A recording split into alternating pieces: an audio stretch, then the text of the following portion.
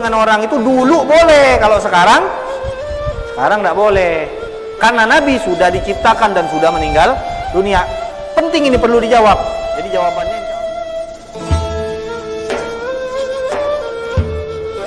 fil hadithi kana an-nabiy sallallahu alaihi wasallam yastaftihu bi sa'alikil muhajirin ay yastansiru bi du'aihim wa salatihim wa minhu fa'asa Allahu ay ya'tiya bil fathi aw amrin min 'indihi wan nasru fathu syai'in mughlaqin fahuwa yarji'u ila qawlihim fatahtul bab. Wa rawa an-Nasa'i an Abi Sa'id al-Khudri radhiyallahu ta'ala anhu anna an-nabiy sallallahu alaihi wasallam qala innama nasarallahu hadhihi al-ummata bidu'afaiha bida'watihim wa salatihim wa ikhlasihim.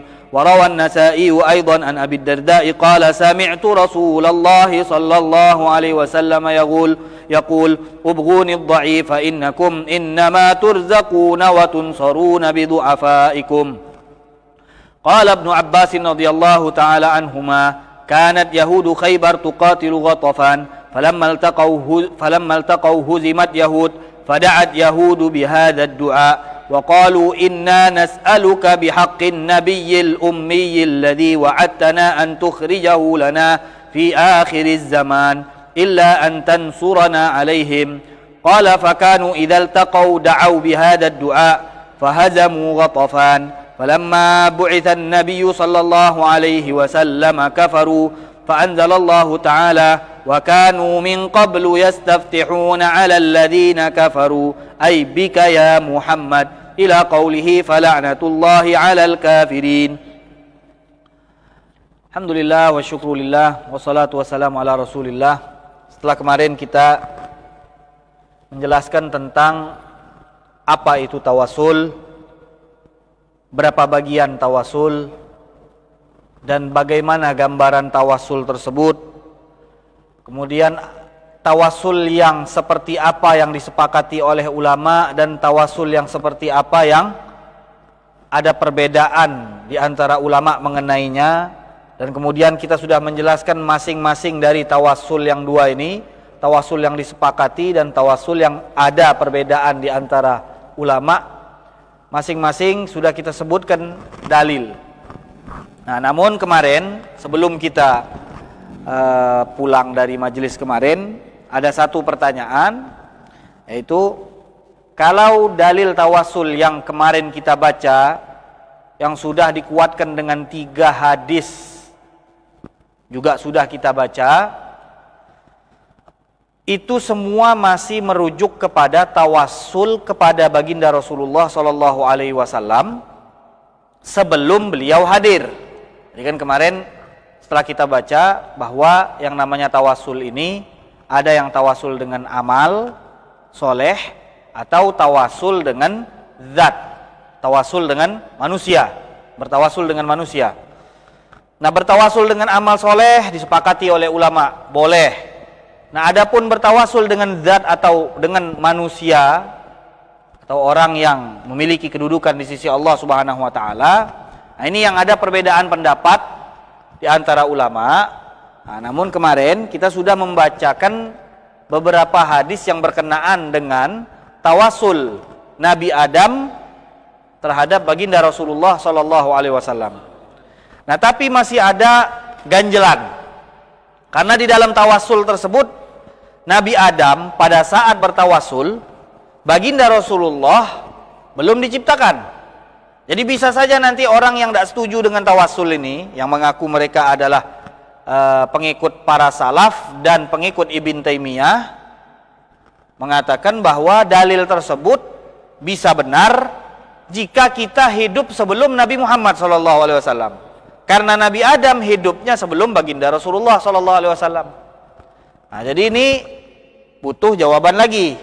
Karena kalau kita pakai dalil kemarin, betul, itu dalil tawasul. Dalil tawasul saja. Tawasul itu boleh. Tapi belum, kata mereka, kapan berlakunya dalil tersebut. Nah, nanti mereka akan datang mengatakan, oh itu berlaku di zaman Nabi Adam dan masa-masa sebelum baginda Rasulullah SAW. Karena sangat jelas bahwa beliau pada saat itu belum diciptakan.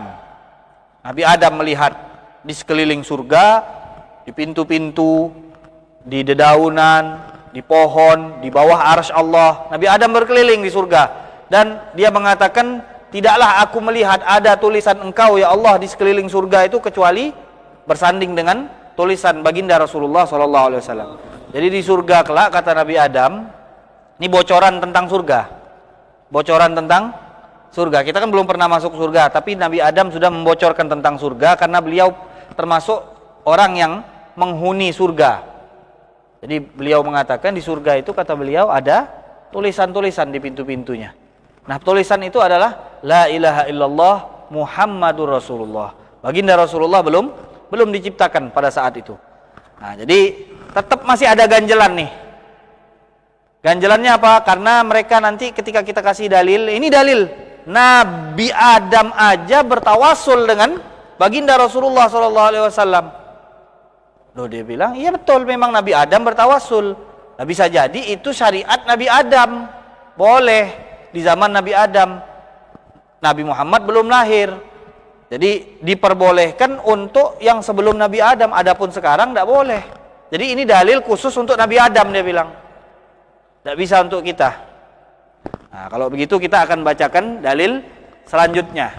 Apa dalil selanjutnya? Tawasulnya orang-orang Yahudi kepada baginda Rasulullah SAW. Jadi orang-orang Yahudi itu kan ahlul kitab, orang yang mereka pengikut Nabi Musa, mengikuti kitab Injil.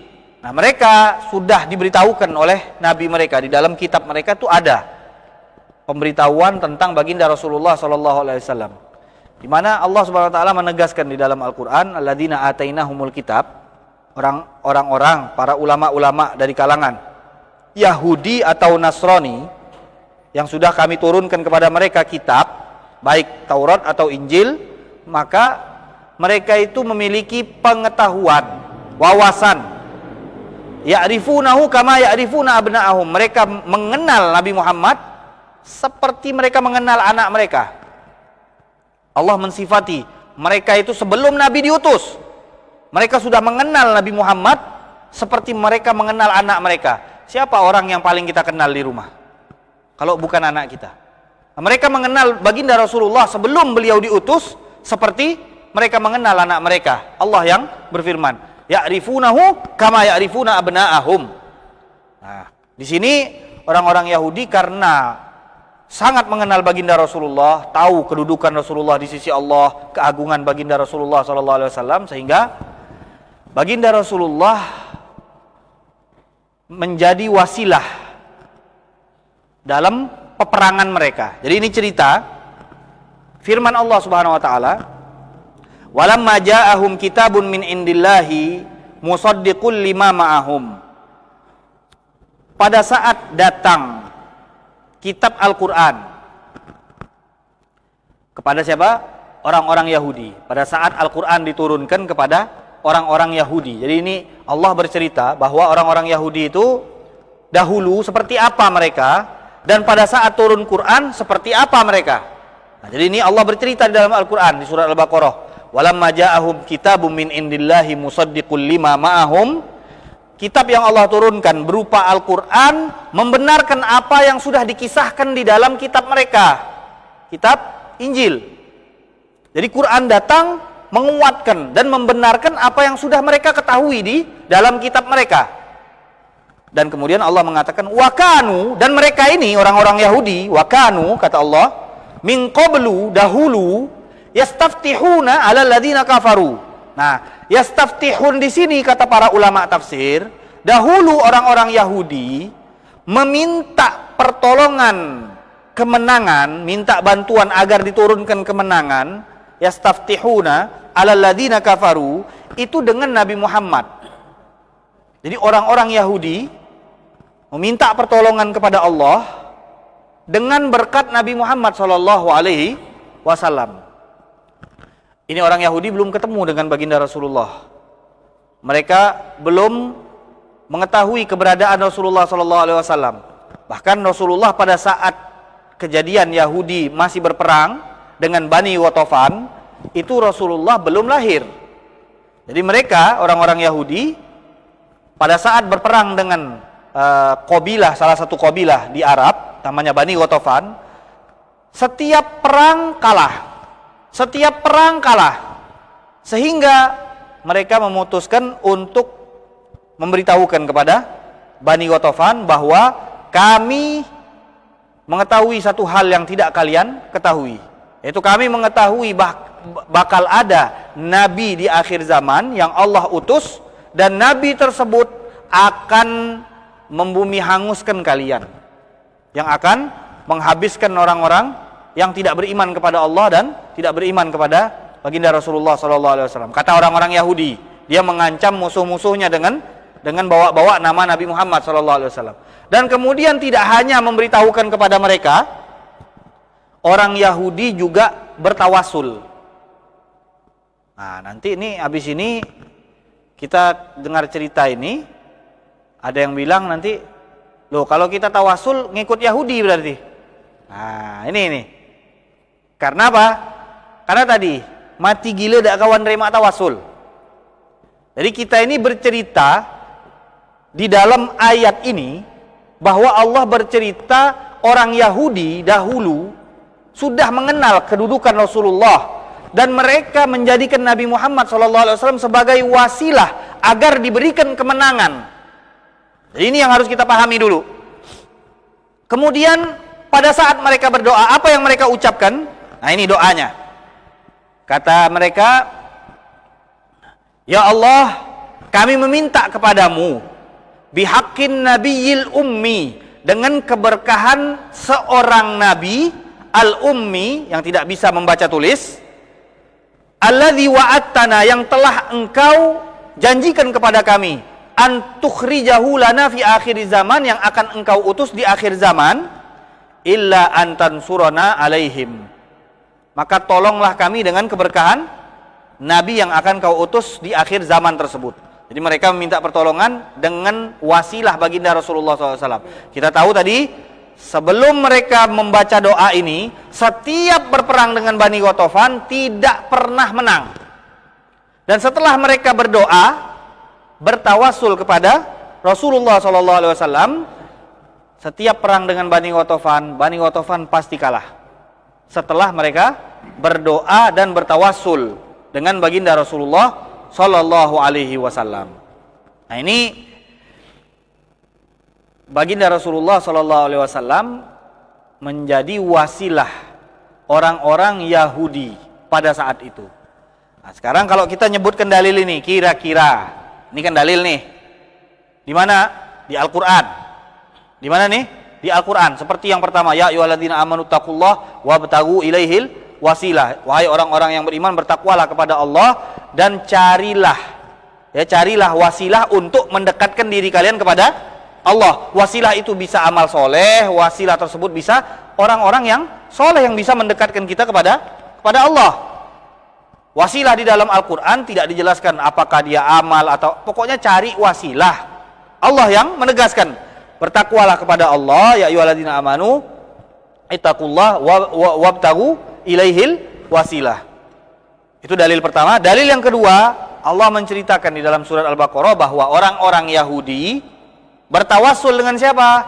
Baginda Rasulullah Shallallahu Alaihi Wasallam di dalam peperangan mereka yang sebelum mereka bertawasul tidak pernah dibuahi kemenangan. Dan setelah mereka bertawasul, Allah memberikan kepada mereka kemenangan. Dan juga hadis Nabi Adam kemarin, bahwa beliau bertawasul kepada Rasulullah agar diampuni kesalahan yang beliau perbuat semasa hidup di surga.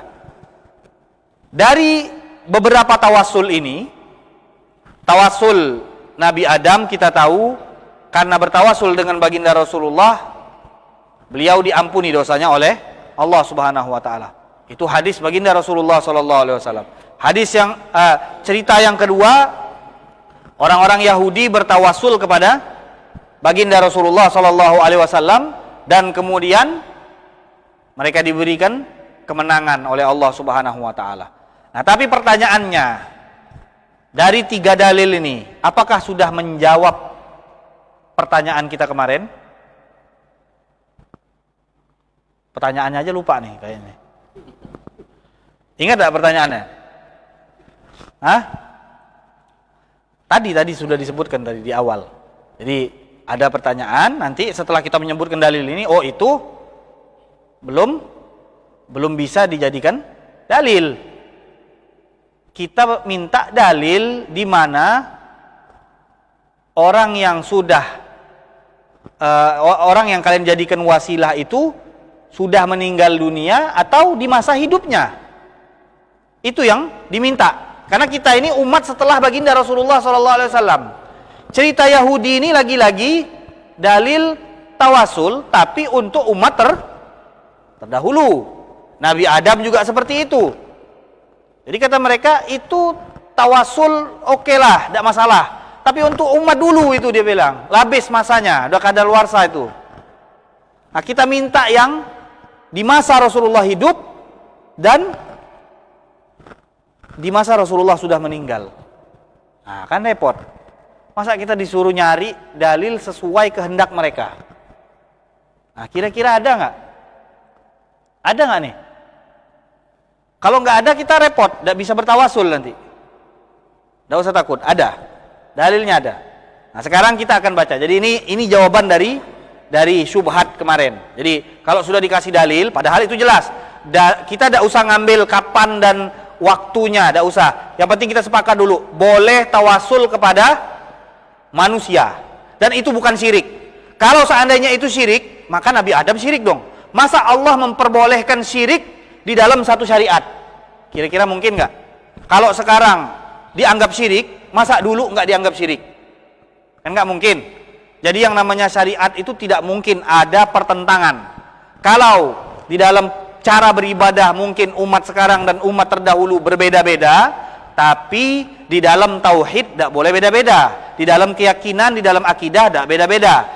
Ketika meyakini satu Tuhan dan kita sepakati namanya Allah, maka dari umat Nabi Adam sampai sekarang semuanya sama. Jadi di dalam permasalahan akidah kita tidak mungkin akan menemukan adanya perbedaan di antara umat sekarang dan umat dulu. Jadi pertanyaan mereka tadi perlu kita garis bawahi, kalau seandainya dalil yang tadi kau anggap tidak sah dan kau masih ngotot untuk mengatakan orang yang bertawasul dengan manusia itu syirik, maka engkau bisa-bisa mensyirikkan Nabi Adam. Benar enggak? Karena Nabi Adam bertawasul dengan baginda Rasulullah Shallallahu Alaihi Wasallam. Nah, jadi mungkin ketidakpuasan mereka, ini enggak masalah itu dia bilang. Ini masalah waktu Nabi Adam itu memang masih diperbolehkan. Memang untuk Nabi Adam diperbolehkan. Nah, sekarang ini kita ini untuk selanjutnya butuh dalil untuk melakukan sesuatu, kata mereka. Ya sudah, tidak usah panjang-panjang, kita bacakan dalil yang sekarang. Atawassul bin Nabi sallallahu alaihi wasallam fi hayatihi wa ba'da wafatihi. Tawasul dengan Nabi sewaktu Nabi hidup. Jadi Nabi masih hidup. Nih cerita hadis ini sewaktu Nabi masih hidup. Nah, ini pas ini dengan apa yang mereka inginkan. Jadi ini dalil tawasul Nabi masih hidup dan setelah Nabi wafat. Lengkap. Nah, mau minta apa lagi? Oh, nanti ini tawasul tuh di akhirat gimana? Nggak ada. Ada, jangan takut. Tawasul di hari kiamat pun ada. Habis ini, tunggu bentar. Ini hidup dan mati dulu. Jadi di masa hidup baginda Rasulullah dan setelah wafat baginda Rasulullah sallallahu alaihi wasallam. Kita bacakan hadisnya. An Utsman bin Hunayf radhiyallahu taala anhu qala inna rajulan dariran atan nabiyya sallallahu alaihi wasallam. Kata Utsman bin Hunayf, salah satu sahabat baginda Rasulullah SAW, dia bercerita, ada orang buta datang kepada baginda Rasulullah SAW. Qala ud'u Allah ta'ala an yu'afiyani. Ya Rasulullah, dia bilang, tolong ya Rasulullah, doakan aku agar disembuhkan dari penyakit buta ini ya Allah. Ini orang yang datang kepada Rasulullah, yakin kepada Rasulullah, kira-kira agamanya apa?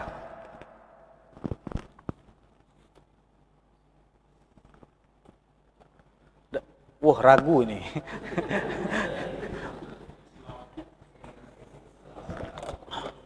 Yakin enggak? Ini dia yakin kepada Rasulullah. Pasti Islam. Islam pasti. Orang buta datang kepada Nabi, minta doa kepada Nabi. Minta doa.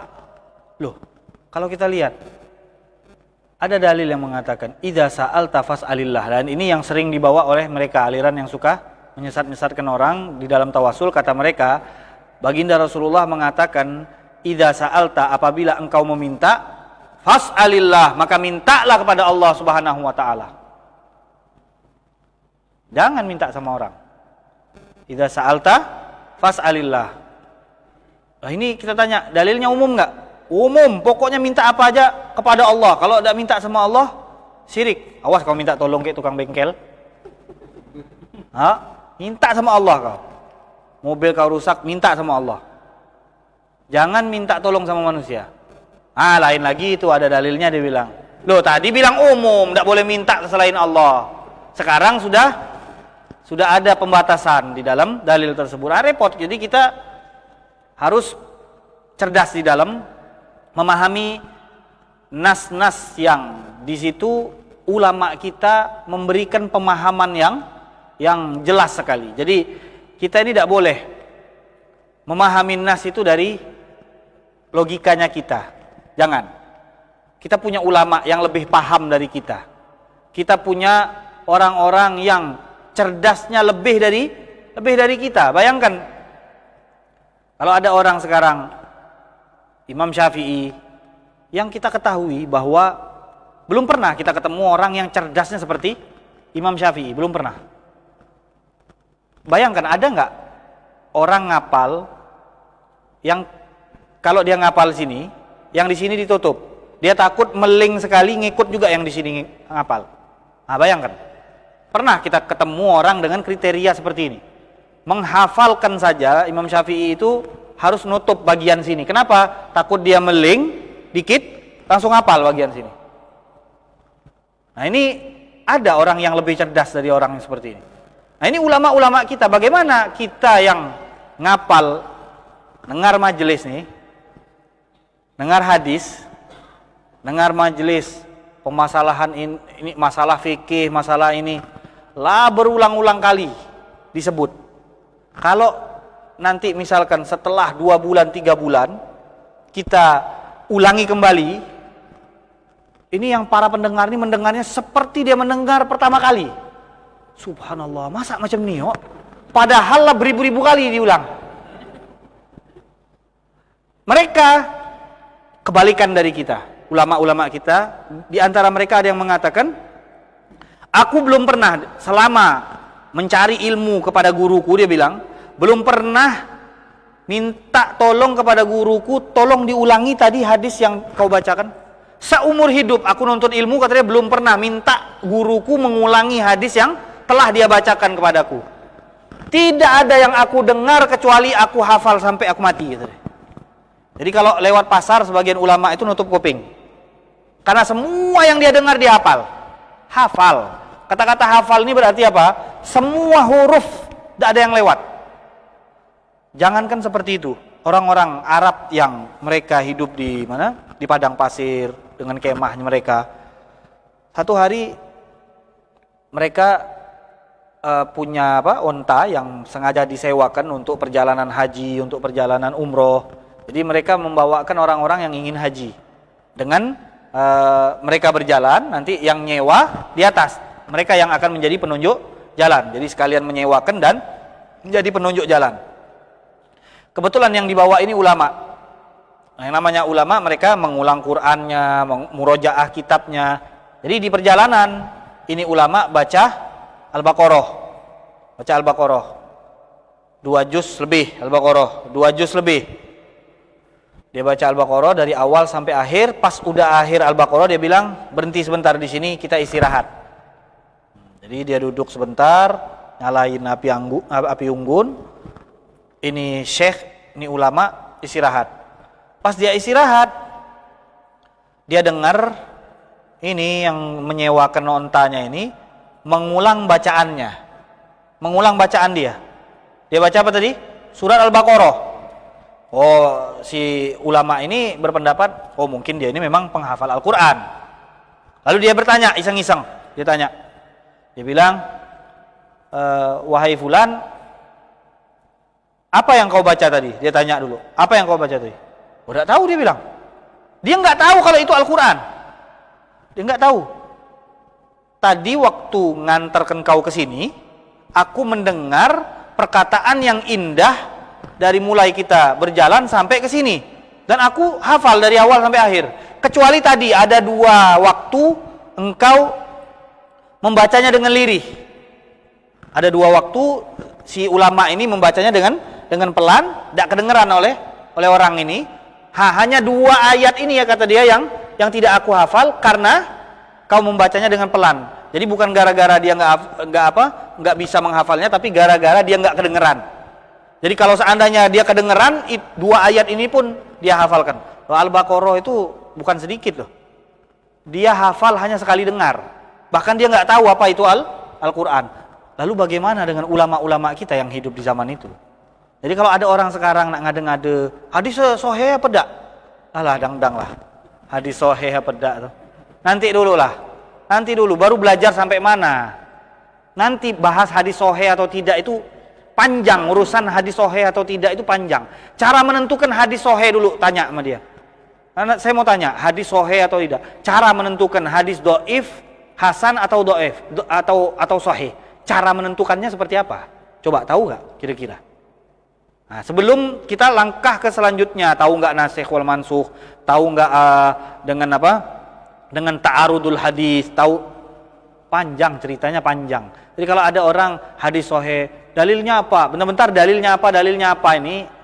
Orang ngikut-ngikut kebanyakan. Orang ngikut-ngikut. Jadi biar kelihatan lebih cerdas dari yang lain. Padahal justru menunjukkan dia lebih bodoh. Justru menunjukkan dia lebih bodoh. Yang mengajak dalilnya mana? Dalilnya mana? Setiap apa saja dia tanya dalilnya mana. Sementara kapasitasnya sendiri belum sampai di situ. Nah, jadi ini kita tidak boleh terjebak. Bukan berarti kegiatan dan rutinitas kita ini tidak ada dalil, bukan. Semua yang ditulis oleh ulama kita dari A sampai Z itu ada dalil. Tapi kita sebagai orang awam ini butuh nggak tahu dalil dari A sampai Z? Loh, kata dia, iya butuh dong. Loh, kalau kita butuh berarti kita ini bukan muqallid, tapi mujtahid. Kalau kita mujtahid, kita harus mengeluarkan semua hukum dari Al-Quran dan Sunnah. Bisa nggak? Orang yang setiap hari belajar belum bisa mengeluarkan hukum dari Al-Quran dan Sunnah. Bagaimana yang setiap hari ke pasar?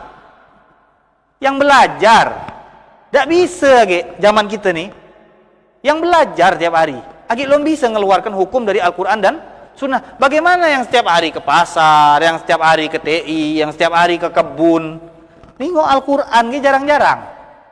Nah, diajak ke Al-Quran dan Sunnah langsung. Nah, jadi itu sebenarnya jebakan. Lagi-lagi kita ingin menegaskan bahwa kita bukan menolak Al-Quran dan Sunnah. Ajaran yang dibawa oleh ulama kita ini semua sumbernya Al-Quran dan Sunnah. Jadi tidak perlu kita mengadu domba antara ulama kita dan Al-Quran dan Sunnah. Karena ulama itu tidak mungkin berfatwa, tidak mungkin mengeluarkan pendapat kecuali berdasarkan pemahaman mereka terhadap Al-Quran dan Sunnah. Nah, jadi tadi anna rajulan dhariran atan nabiyya sallallahu alaihi wasallam. Ada orang buta datang ke baginda Rasulullah sallallahu alaihi wasallam. Yang jelas agamanya Islam. Dia minta kepada Nabi, ya Rasulullah, doakan aku agar sembuh dari penyakit buta ini ya Rasulullah. Qala in syi'ta akhartu dzalika. Kata Nabi, kalau kau mau nanti saja. Biar pahala engkau buta ini kau terima di hari kiamat, kata Nabi. Wa in syi'ta da'autu. Kalau kau mau, aku doakan sembuh, tapi tidak dapat pahala lagi. Kan orang yang dibutakan oleh Allah, mereka dapat pahala khusus karena mereka dihilangkan 2 panca indera yang sangat penting. Jadi mereka ada pahala khusus. Nah, kata Nabi, kalau mau biarlah buta ini terus bersamamu dan nanti engkau akan melihat pahala dari penyakit tersebut di hari kiamat, kata baginda Rasulullah. Karena itu cobaan. Tapi kalau kau mau, aku doakan sekarang, kata Nabi, dan matamu akan sembuh. Ya enggak? Dari mana kita tahu akan sembuh? Karena Nabi mengatakan, kalau kau mau kita jadikan penyakit ini terus bersamamu, dan kalau kau mau, aku akan doakan, kata Nabi. Dan Nabi tahu pasti akan dikabulkan. Nah, ini Nabi, jangan disamakan dengan orang-orang biasa. Enggak, Nabi pun enggak bisa.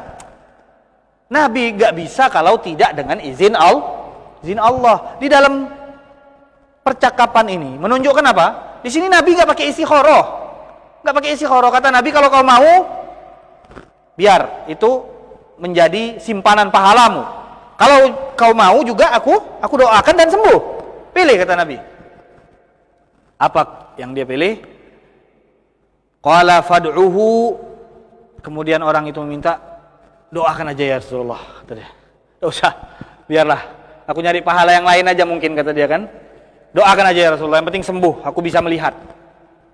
Makanya kita bersyukur bisa melihat ini, bersyukur. Berapa banyak orang yang tidak bisa melihat dan mereka kepingin melihat apa yang ada di sekitar mereka. Syukuri nikmat mata kita dengan menjaganya dari maksiat kepada Allah Subhanahu wa taala. Karena bukan hal yang mustahil Allah mencabut nikmat mata tersebut kapanpun. Na'udzubillah min dalik. Bukan hal yang mustahil. Kalau Allah menginginkan dalam sekejap mata, Allah cabut nikmat tersebut. Maka Nabi tidak langsung mendoakan. Tadi Nabi bilang, kalau mau aku doakan. Tapi kalau Nabi mau, Nabi langsung, ya Allah sembuhkan. Sembuh, selesai. Tapi apa yang dilakukan Nabi? Biar orang ini ada usaha sedikit. Kata Nabi, ambil wudu yang bagus, kemudian sholat 2 rakaat. Ambil wudu yang bagus, kemudian sholat 2 rakaat. Dan kemudian saya ajarkan doanya, kata Nabi. Jadi jangan saya yang berdoa, kau yang berdoa, kata Nabi. Wudu yang bagus, kemudian sholat 2 rakaat, dan kemudian baca doa ini. Apa isi doanya? Allahumma inni as'aluka wa atawajjahu ilaika. Ya Allah, aku meminta kepadamu. Wa atawajjahu ilaika binabiyyika Muhammad sallallahu alaihi wasallam nabiyyir rahmah. Dan aku menghadap kepadamu dengan keberkahan Nabi Muhammad sallallahu alaihi wasallam. Yang mengajari ini doa siapa? Rasulullah sallallahu alaihi wasallam. Nabiyyir rahmah, ya Muhammad. Kemudian Nabi mengajarkan, ya Muhammad, inni atawajjahu bika ila rabbika fi hajati. Aku menghadapkan hajat-hajatku ini dengan keberkahanmu kepada Allah Subhanahu wa taala. Fi hajati hadhihi fataqdiha li, maka engkau kabulkan ya Allah hajatku ini. Dan kemudian dia menyebutkan apa hajatnya. Allahumma syafi'hu fiyya wa syafi'ni fihi. Jadi di dalam hadis ini Nabi mengajarkan agar meminta kepada Allah dengan keberkahan Nabi dan dengan memanggil Nabi, ya Muhammad. Tapi dia disuruh ngambil wudu, kemudian sholat, kemudian berdoa menghadap ke kiblat. Kata Nabi, kau lakukan ini. Maka kemudian dia berdoa dan kemudian orang tersebut disembuhkan dari penyakit butanya. Nah, di sini hadis ini mungkin sebagian dari orang mengatakan, tuh hadis dhaif paling. Tidak jerak-jerak orang ya. Tuh dhaif tuh paling tuh. Oke lah, kalau memang mau hukum hadisnya, sekarang kita baca. Qala al-Hakim. Kemarin sudah kita ceritakan, Imam Hakim ini adalah guru Imam Baihaqi yang sering kita dengar, yang memiliki kitab Mustadrak ala Sahihain. Kata Imam Hakim, hadza haditsun sahihul isnad. Hadis ini sanadnya sahih. Walam yukhrijahu, dan Imam Bukhari dan Muslim tidak mengeluarkannya di dalam kitab mereka. Tapi hadis ini kata Imam Hakim sahih. Wa qala adz-Dzahabi anil hadis innahu sahih. Kenapa setelah Imam Hakim disebutkan Imam Zahabi? Ini saya sedikit memberikan faidah dalam ilmu mustalahul hadis. Imam Hakim ini punya kitab namanya Mustadrak. Imam Hakim lebih duluan hidupnya dari Imam Zahabi. Imam Zahabi ini hidup setelah masa Imam Hakim. Imam Hakim pada saat mengarang Mustadrak, dia karang apa saja hadis-hadis yang sohehnya seperti Bukhari dan Muslim, tapi Imam Bukhari dan Muslim tidak memasukkannya di dalam kitab Bukhari dan Muslim. Kita tahu kitab Bukhari Muslim itu kan kitab yang kuat, soheh. Nah, Imam Hakim datang setelah Imam Bukhari dan Muslim, dia berusaha melihat apakah masih ada hadis-hadis yang sudah memenuhi persyaratan Imam Bukhari dan Muslim, tapi Imam Bukhari dan Muslim tidak memasukkannya di dalam kitab sahih mereka. Entah dengan alasan apa, tapi menurut Imam Hakim sebenarnya hadis ini seharusnya dimasukkan juga dan diikutkan juga. Karena ini hadis sudah memenuhi syarat Imam Bukhari dan Imam Muslim. Maka dikaranglah oleh Imam Hakim kitab yang namanya Mustadrak. Setelah mengarang, namanya ulama itu kalau habis ngarang bukan langsung cetak jual, untung berapa, bukan. Setelah ngarang, dia cek lagi satu-satu. Dia cek lagi satu-satu untuk meneliti benar nggak ini hadis memang pantas diikutkan kepada kitab Bukhari dan Muslim, karena untuk derajat Bukhari dan Muslim itu tidak bisa dikejar oleh sembarangan orang. Karena ulama bersepakat di dalam kitab hadis Bukhari dan Muslim. Guru-guru Imam Bukhari pun mengakui hadis-hadis yang ada di dalam kitab Bukhari itu disepakati. Imam Bukhari ini sebenarnya jadi pembicaraan rame di zamannya. Kenapa? Karena orang ajam. Bukhara itu di mana? Rusia. Beliau meninggal di Khortang, nama tempat di Rusia. Coba bayangkan, ada ulama hadis yang kesohehannya nomor 1 setelah Al-Quran. Hadis yang sahih itu hadis Imam Bukhari. Bukan dari Arab, dari Rusia. Nah, kira-kira jadi pertanyaan nggak nih?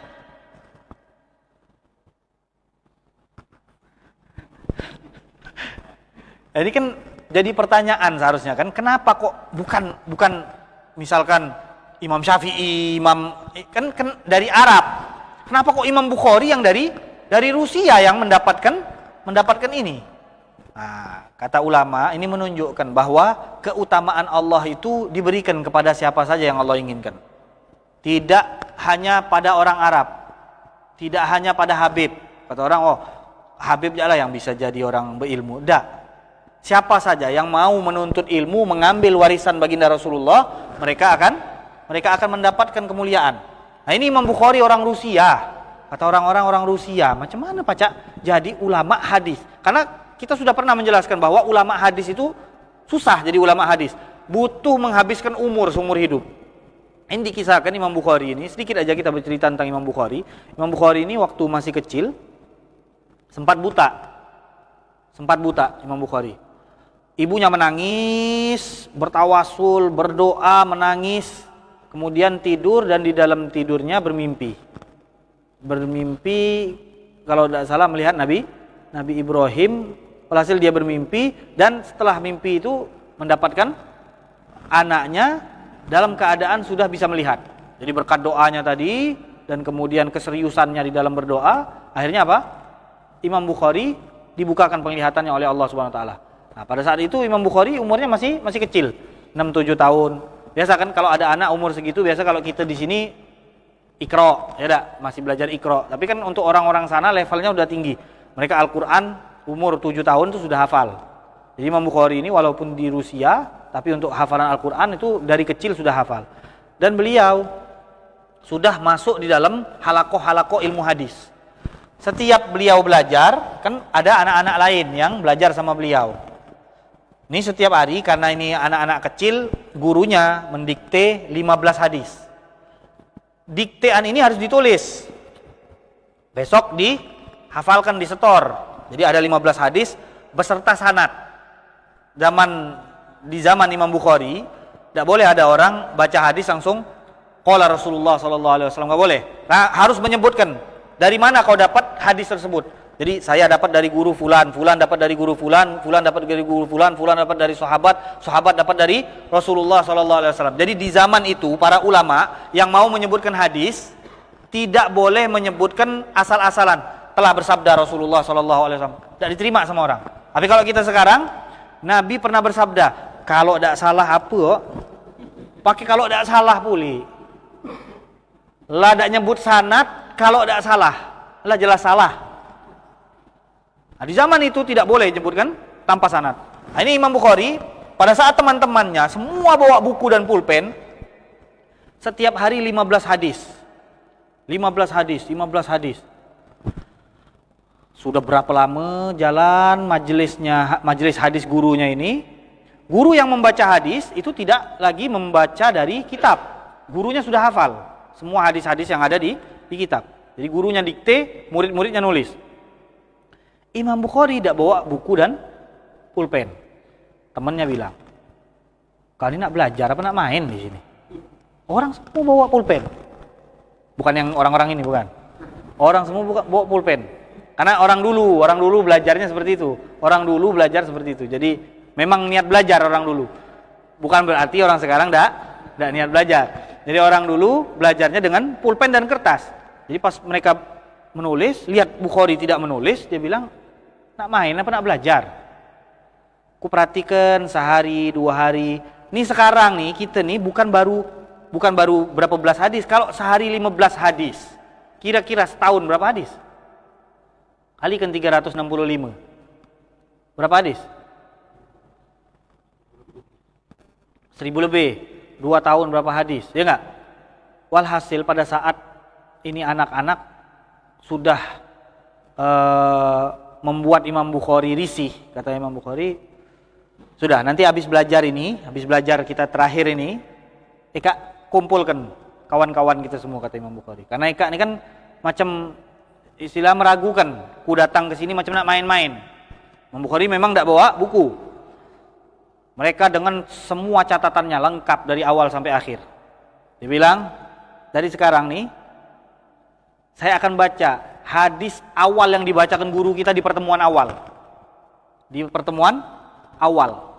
Dia baca satu persatu. Jadi kawannya tadi yang nulis kan tinggal lihat dari awal nih.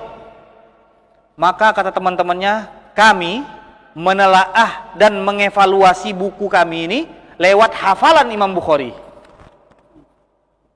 Dan setelah selesai, ternyata hadis yang sudah kami kumpulkan itu 15.000.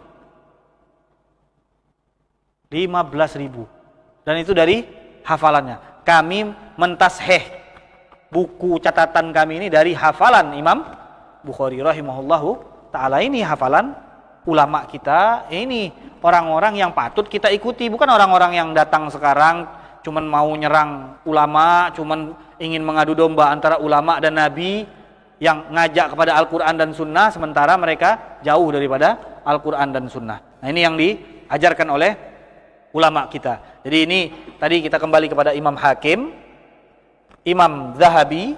Imam Hakim ini punya karangan kitab yang ingin mengumpulkan hadis-hadis tentang yang berkaitan dengan Rasulullah yang sudah memenuhi syarat Bukhari dan Muslim tapi tidak dimasukkan di dalam kitab Bukhari dan Muslim. Maka dikaranganlah kitab Mustadrak. Maka Imam Hakim setelah mengarang selesai, beliau menelaah kembali, mengevaluasi kembali, beliau teliti lagi, benar nggak nih? Belum sempat selesai beliau sudah meninggal dunia. Jadi udah selesai kitabnya. Tapi kata Imam Hakim jangan dikeluarkan dulu, karena ini belum dikoreksi. Pas beliau ngoreksi, baru dapat sekitar 2/3 atau 1/3 sudah meninggal dunia. Sehingga Imam Zahabi yang datang setelah Imam Hakim berusaha meneruskan proyek Imam Hakim. Jadi beliau yang ngoreksi.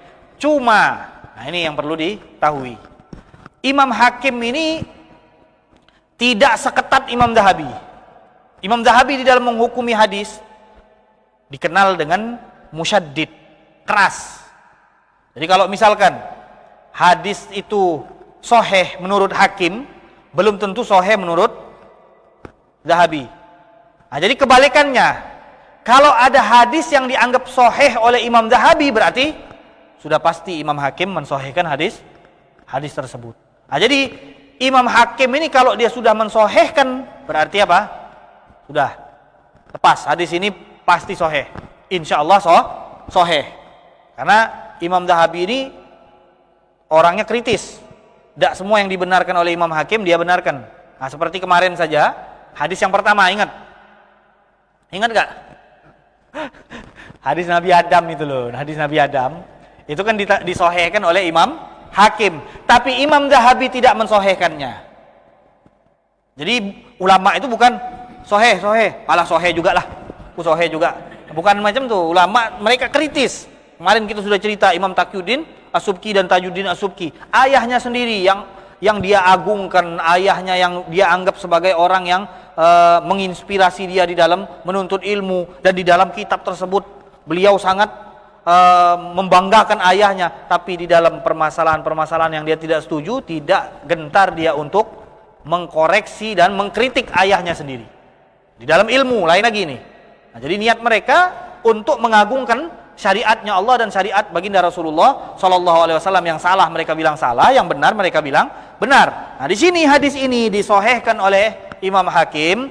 Wa qala Adz-Dzahabi anil hadis, tentang hadis ini, innahu sahihun, kata Imam Zahabi, hadis ini sahih. Hadis yang mana ini? Hadis orang buta tadi, jangan lupa. Hadis orang buta yang datang kepada Nabi minta didoakan, kemudian Nabi menawarkan mau diundurkan simpanan pahala di hari kiamat atau dikabulkan sekarang, didoakan sekarang. Kata dia didoakan sekarang. Kata Nabi, kau ambil wudu yang bagus, kemudian sholat 2 rakaat, kemudian baca doa ini. Doa yang sudah disebutkan, Allahumma inni as'aluka wa atawajjahu ilaika binabiyyika Muhammad nabiyyir rahmah. Ya Muhammad ya nabiyyir rahmah, inni atawajjahu ilaika. Ya Muhammad ya nabiyyir rahmah, inni atawajjahu bika ila rabbika fi hajati. Allahumma fasyaffi'hu fiyya wa syaffi'ni fihi. Ini doa tawassul yang diajarkan langsung oleh baginda Rasulullah Sallallahu Alaihi Wasallam, yang hadisnya sahih. Jadi tidak usah kita panjang lebar, hadisnya sahih. Jadi kalau ada orang-orang tanya hadisnya sahih, bilang. Wa qala Tirmidzi fi abwabid da'awat akhar. Imam Tirmidzi mengatakan di dalam bab doa yang lain, hadza haditsun hasanun sahihun gharibun la na'rifu illa min hadzal wajh min haditsi Abi Ja'far wa huwa ghairul khatmi. Qultu wa shawab anna Abu Ja'far huwal Khatmi al-Madani kama jaa musarrahan bihi fi riwayat Tabarani wal Hakim wal Baihaqi wa zada Tabarani fil Mu'jam as-Saghir anna ismahu Umair ibn Yazid wa annahu thiqah. Qala al-'Allama al-Muhaddits Abdullah ibn Siddiq al-Ghumari fi risalatihi Ithaf al-Adhkiya wa laysa min al-ma'qul an yujma' al-huffaz ala tashihi haditsin fi sanadihi majhulun. Yang tadi tidak usah karena itu pembahasan rumit. Pada intinya di akhir Al-Imam siapa nih? Abu Yasin Muhammad bin Ali al-Maliki mengatakan walaysa minal ma'qul, ya. Qala al-Allamah al-Muhaddits Abdullah bin Siddiq al-Ghumari, salah seorang ulama di kota Maghrib, beliau punya kitab Ithaful Adhkiya. Beliau mengatakan enggak masuk akal kalau orang-orang ahli hadis sudah sepakat untuk mensahihkan hadis ini, sedangkan di silsilah sanadnya ada orang yang tidak diketahui. Ya tak? Kita mau menghukumi hadis sahih berarti apa? Harus tahu dulu siapa yang membawa hadis ini.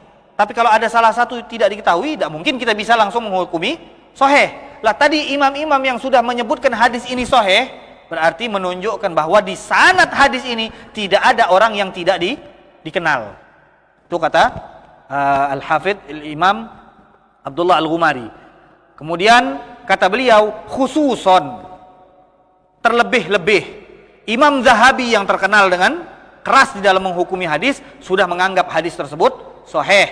Al-Hafidz Al-Munziri, Imam Al-Munziri yang punya kitab At-Targhib wa Tarhib, kitabnya beliau ada sekitar 4 jilid khusus hadis-hadis yang berkenaan tentang anjuran-anjuran dan peringatan-peringatan. Jadi misalkan anjuran sholat berjamaah, peringatan meninggalkan sholat berjamaah, anjuran membaca Al-Quran, peringatan orang yang meninggalkan membaca Al-Quran. Jadi isinya anjuran dan peringatan.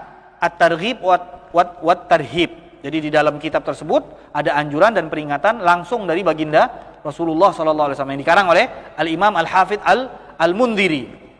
Qala Al-Mundhiri. Kemudian Imam Mundhiri mengatakan, warawahu aidan An-Nasa'i. Hadis ini diriwayatkan oleh Nasa'i, diriwayatkan oleh Imam Ibnu Majah, diriwayatkan oleh Imam Ibnu Khuzaimah fi sahihihi.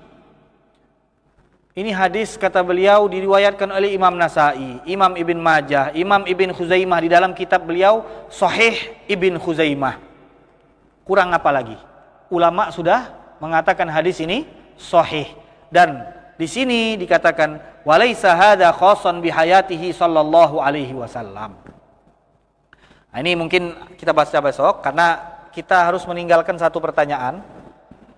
Pertanyaannya adalah, oke, kata mereka, ini hadis saya setuju. Tidak bisa ngomong lagi karena ini hadis, dia bilang. Masa aku nolak hadis Nabi? Kalau sudah datang kebenaran maka disitulah kita akan mengikuti, kata mereka ini tadi. Nah, kalau begitu sudah kita sepakat. Namanya bertawassul kepada Nabi di masa hidupnya Nabi, boleh. Yang jadi pertanyaan, bolehkah bertawassul kepada Nabi setelah Nabi Muhammad SAW wafat? Nah, itu insya Allah di pertemuan selanjutnya, insya Allah malam minggu di masjid di Surau Tanjung, Lembong. Insya Allah mudah-mudahan semuanya bisa menghadiri, karena ini butuh jawaban nih. Masih belum selesai nih pembahasan tawassul. Wallahu ta'ala a'lam bishawab.